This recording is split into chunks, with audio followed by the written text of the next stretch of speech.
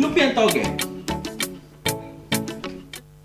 So, ngayon guys, gagawa tayo ng lumpiang toge with shrimp. So, ang ating mga ingredients ay toge, peeled shrimps, cabbage, carrots, 3 cloves of garlic. Tatlo lang gagamitin natin kasi medyo matapang, at sibuyas. So, dito gamitin tayo ng lumpia wrapper na bili natin sa Asian store. Tara, simulan na tayo. So, bawang.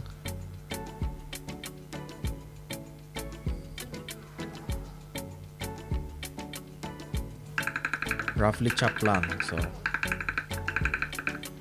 yan.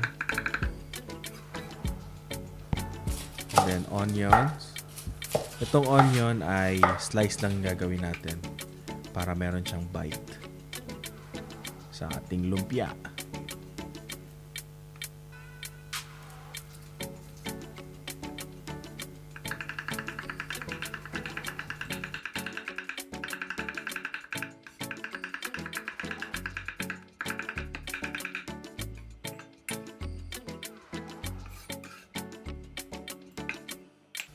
Carrots, tanggalin natin yung ulo tsaka yung kabilang dulo. Then balatan natin. Tapos strips lang yung ating gagawin dito sa ating carrots.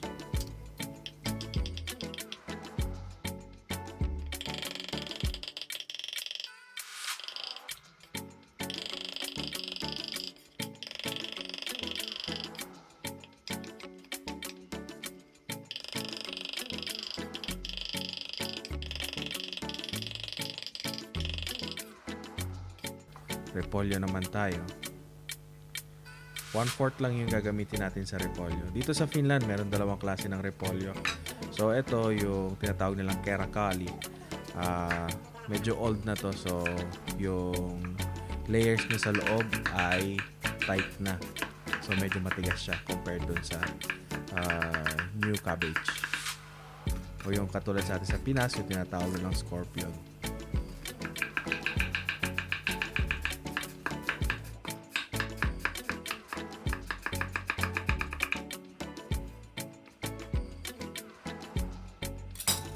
Ngayon, gigisa natin. So, vegetable oil.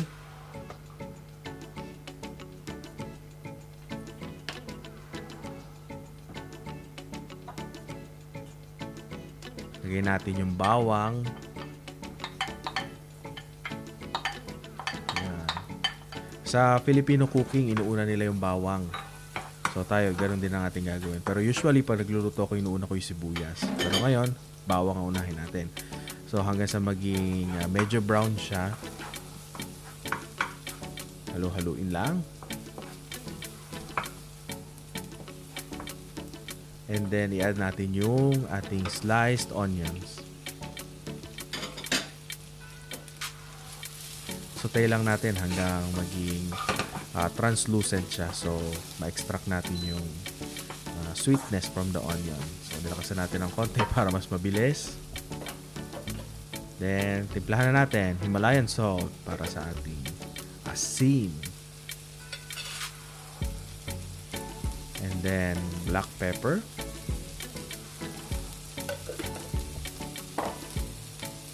Black pepper. Yan. Pag nagigisa ako, tinitimplahan ko na siya para lumabas kagad yung lasa. Ma-extract natin yung lasa doon sa sibuyas at bawang.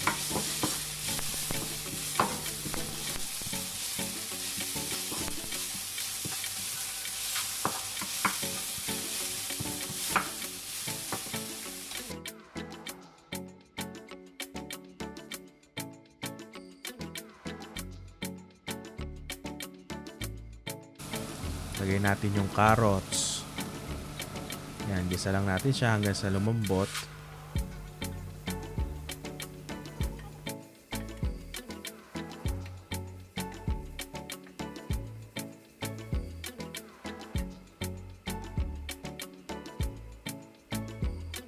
Tapos niyan, lagay natin yung cabbage. Itong cabbage na to, kagaya na sinabi ko kanina, medyo matigas. So, medyo igigisa natin ng mahaba-haba ng kaunti.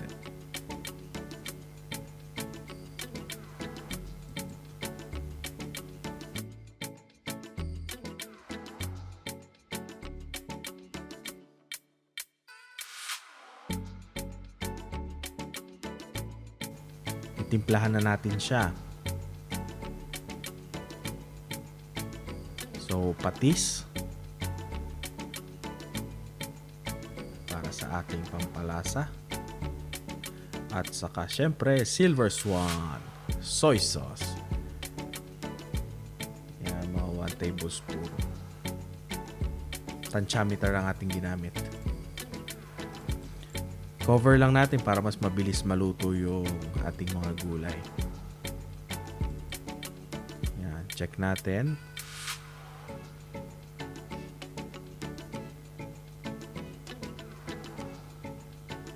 Mukhang pwede na to. Malambot na yung ating carrots at cabbage.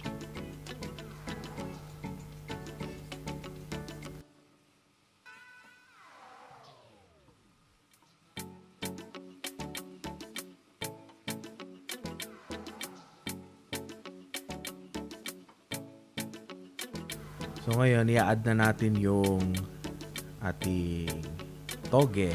Ayan. Haluin lang natin.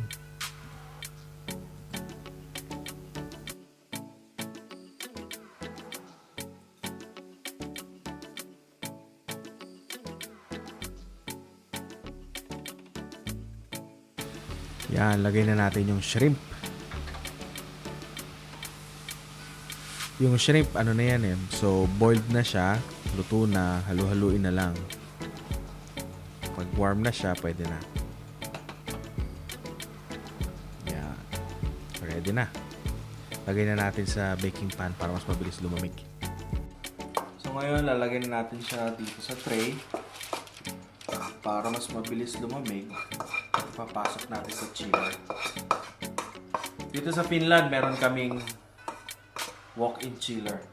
Kung sa hotel ay makikita natin yung malaki nilang walk-in chiller. Meron kami mas malaki. Papakita ko sa inyo maya-maya. Ay palalamigin na natin siya. So in-spread natin siya dito sa tray. At papasok na natin siya sa aming walk-in chiller. Papakita ko na siya sa inyo. Tara!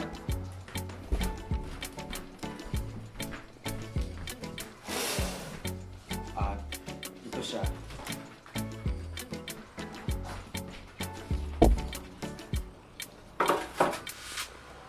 So, mga 10 minutes, okay na yan dyan. Yan ang aming walk-in chiller dito sa Finland. Ang temperature ngayon ay nasa +4, +2. Yeah, +2. Natin kung okay na yung ating lumpia galing sa ating plus chiller.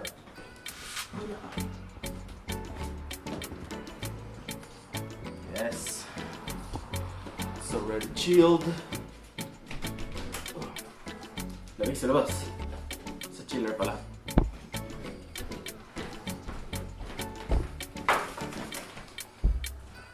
So, ito na yung ating palaman para sa ating lumpia. At ito naman yung ating wrapper. Ito kasi wala tayong katulad sa Pilipinas na binibili sa palengke na tingi-tingi. So, ito, 40 sheets na binili lang natin sa Asian store. So, go!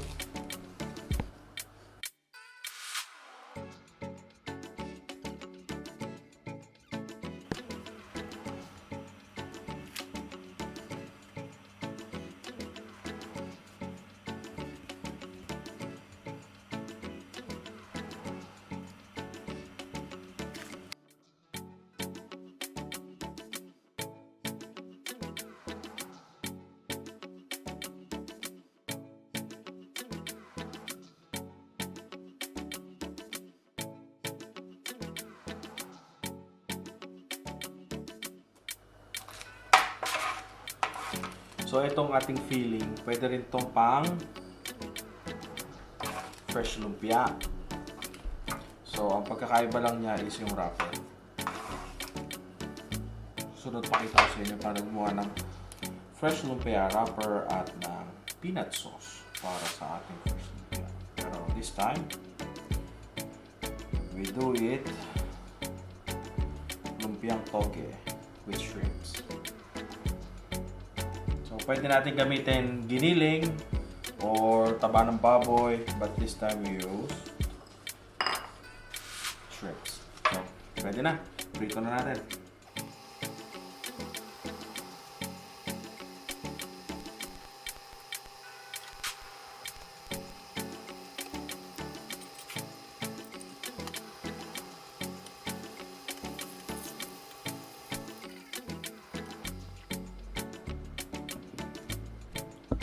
So ngayon, ito na yung ating fried lumpia with shrimp.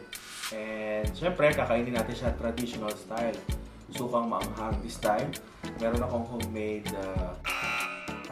pero since hindi natin pwede sabihin dahil ito ay naka-trademark, ito ay ating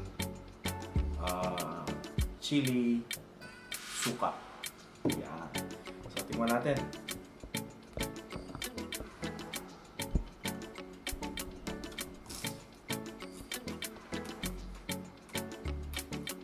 Ayan. Ang isang option pa sa sausawan ay ito. Sweet chili sauce. So, pwede natin gawin yun or ito. Either or, masarap siya. So, pwedeng pang ulam ng pamilya, pwedeng pang business. Nasa sa'yo na. So, ito yung recipe. Salamat!